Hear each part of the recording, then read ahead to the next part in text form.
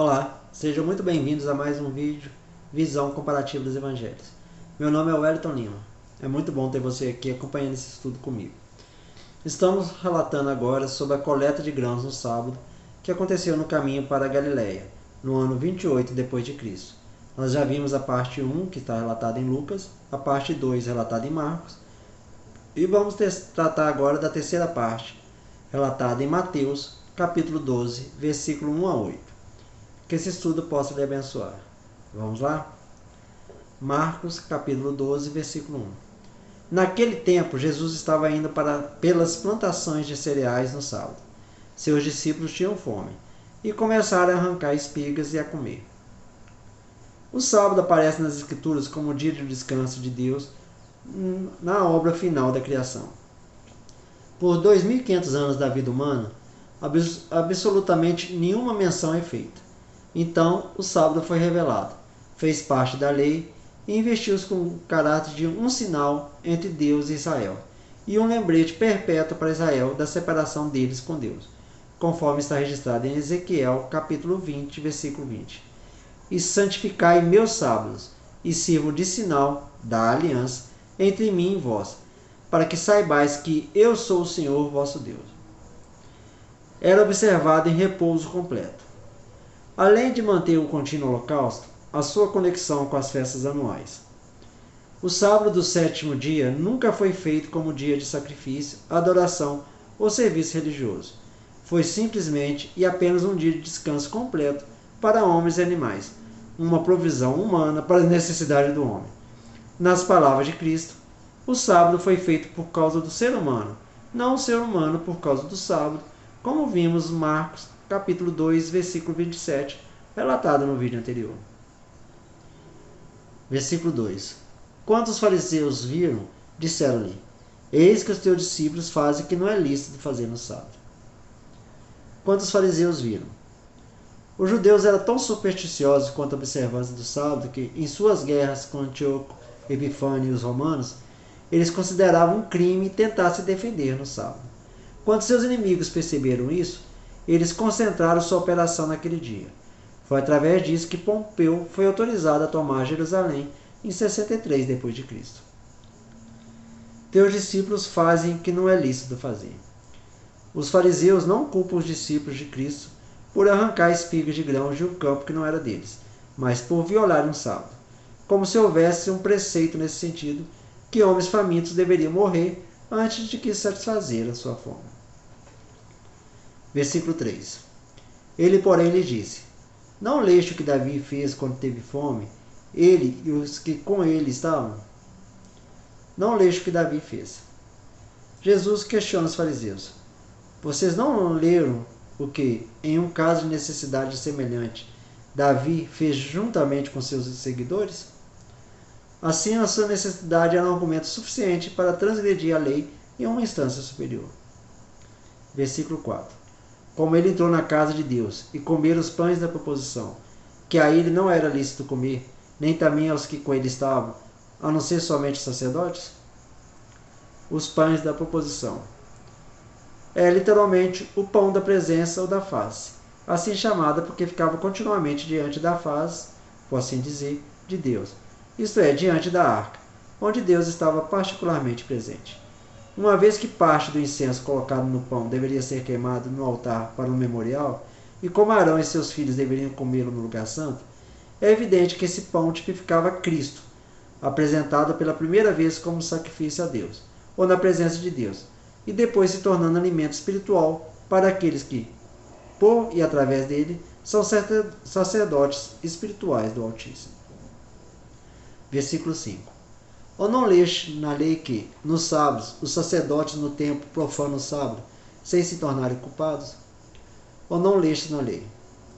Jesus não quer dizer que as palavras a seguir sejam encontradas literalmente na lei, mas apenas para que possam ler na lei e aprender como os sacerdotes eram obrigados, no dia de sábado, a realizar vários trabalhos no templo. Trabalhos esses que, se considerados separadamente, teriam sido uma profanação do sábado. Mas realmente não era assim, porque era necessário para o culto público a Deus, por causa da qual o sábado foi instituído. Naquele dia, assim como em outros dias, Eles acenderam o fogo, mataram, esfolaram e prepararam o sacrifício e realizaram outras etapas de trabalho manual necessárias ao serviço religioso que Deus havia estabelecido entre eles.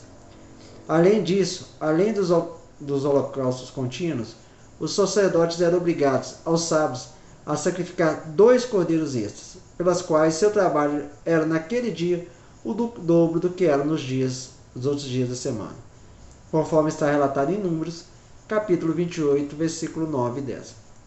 Mas no dia de sábado, 2 cordeiros de ano sem defeito, e 2/10 de efa de flor de farinha amassada com azeite, por oferta de cereais, com sua libação. É o holocausto do sábado em cada sábado, além do holocausto contínuo e sua libação. Templo.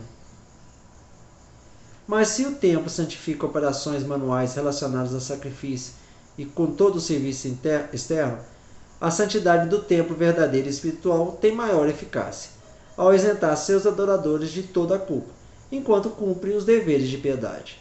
Ora, o objetivo que os discípulos tinham em vista era apresentar a Deus as almas que foram consagradas pelo Evangelho, sem se tornarem culpados. Este é o segundo argumento pelo qual Cristo prova que a violação do sábado, da qual os fariseus reclamavam, estava livre de toda culpa, porque aos sábados é lícito matar animais para sacrifício, circuncidar crianças e fazer outras coisas relacionadas à adoração a Deus. Por consequente, segue-se que os deveres da piedade não são de forma alguma inconsistentes uns com os outros. Somente Mateus apresenta esse argumento. Quando Cristo diz que os sacerdotes profanam o sábado, a expressão não é estritamente precisa e é apropriada aos seus ouvintes, pois quando a lei ordena que os homens se abstenham de seus trabalhos, ela não os proíbe de prestar o serviço da religião. Versículo 6.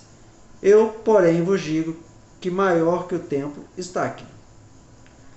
Como se Jesus tivesse dito: se vocês responderem que os sacerdotes não eram culpados por essas ações, porque foram realizados para o serviço do templo, eu concordarei com vocês, mas ao mesmo tempo devo observar que, se o templo, com seu serviço, é de tal importância que merece uma dispensação específica da lei do sábado, eu e meus discípulos, cujo trabalho de promover a salvação dos homens é uma matéria de maior importância, pode, por esse motivo, com mais razão, tomar a mesma liberdade em um caso de mesma necessidade.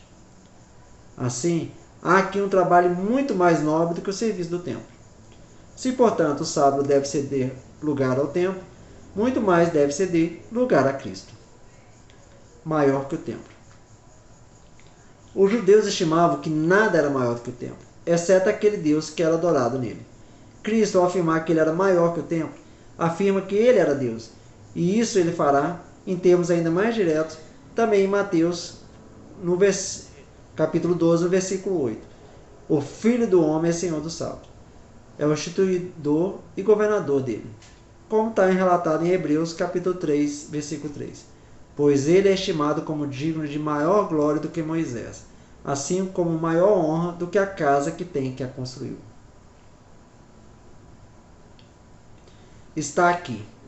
Os fariseus estavam tão preocupados com os rituais religiosos que se esqueceram do verdadeiro propósito do templo, conduzir o povo a Deus.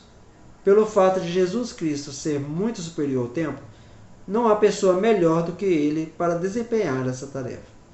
Deus é muito mais importante do que os meios criados para adorá-lo. Se nos preocuparmos mais com as formas de adoração do que com aquele a quem estamos adorando, perderemos Deus de vista, mesmo que imaginemos estar oferecendo a ele nossa adoração. Versículo 7. Mas se vós soubesse o que significa quero misericórdia e não sacrifício, não condenarias os inocentes. Esse terceiro argumento também é mencionado apenas por Mateus. Cristo transmite uma reprovação indireta aos fariseus, por não considerar por que as cerimônias foram estabelecidas e a que objetivo elas são dirigidas. Isso tem sido uma falha comum em quase todas as épocas, e portanto, o profeta Oséias exclama contra os homens de sua era por estarem muito apegados às cerimônias e pouco se importarem com os deveres da bondade, conforme Oséias relatou no capítulo 6, versículo 6. Pois eu quero misericórdia e não sacrifício, e conhecimento de Deus mais do que holocausto. Mas Deus declara em voz alta que ele atribui um valor mais alto à misericórdia do que o sacrifício, empregando a palavra misericórdia como figura de linguagem para ofício de bondade, pois os sacrifícios incluem o serviço externo da lei. Esta afirmação Cristo aplica ao seu próprio tempo e acusa os fariseus de torturar perversamente a lei de Deus por seu verdadeiro significado, por desconsiderar o grande propósito e por estar inteiramente ocupado com a cerimônia. Não condenareis os inocentes. Nesse incidente, Jesus afirma que o chamado da necessidade humana deve preceder a qualquer outra obrigação. As obrigações da adoração, do ritual, da liturgia são importantes e têm seu lugar, mas antes de todas elas vem a obrigação imposta pela necessidade humana. Versículo 8. Porque o Filho do Homem é Senhor do sábado.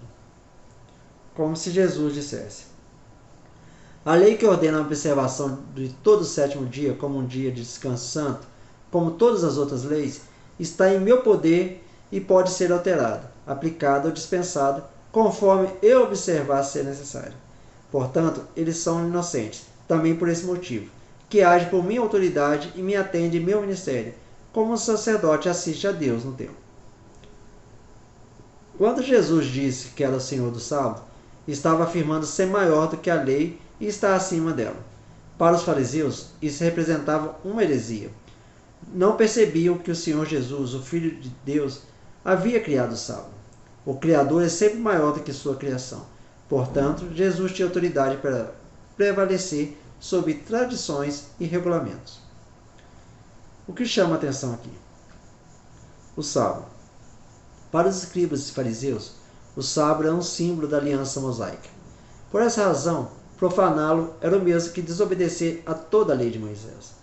Na verdade, a única razão para guardar o sábado era que o povo, santificando-se a Deus, poderia se concentrar na adoração verdadeira e espiritual, e depois que, estando livre de todas as ocupações mundanas, poderiam ter mais liberdade para comparecer às santas assembleias. A observação legal dele, portanto, deve ter uma referência a esse objetivo, pois a lei deve ser interpretada de acordo com o propósito do legislador. Aqueles que não conhecem o espírito e o desígnio da lei divina são frequentemente supersticiosos, caminham para a desumanidade e são indulgentes à impiedade. Um espírito intolerante e censurador na religião é uma das maiores maldições que um homem pode muito bem cair. Que esse estudo lhe tenha abençoado. Nos vemos no próximo vídeo. Até lá!